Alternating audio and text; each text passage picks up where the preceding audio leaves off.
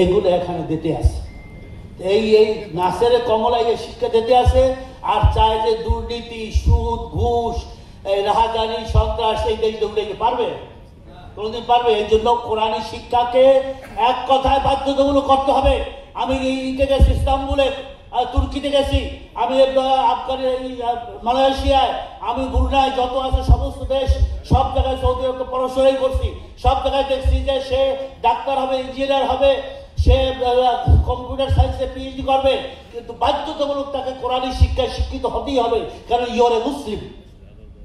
তোমাকে কোরআনের শিক্ষা এটা বাধ্যতামূলক করতে হবে। এই দাবিটাকে আমরা এই সরকার থাকতেই, অন্তর্বর্তী সরকার ডক্টর ইউনূসের সময় এটা আমরা আদায় করতে চাই। এটার কোনো বিকল্প নাই, এখানে কোনো ছাড় নাই।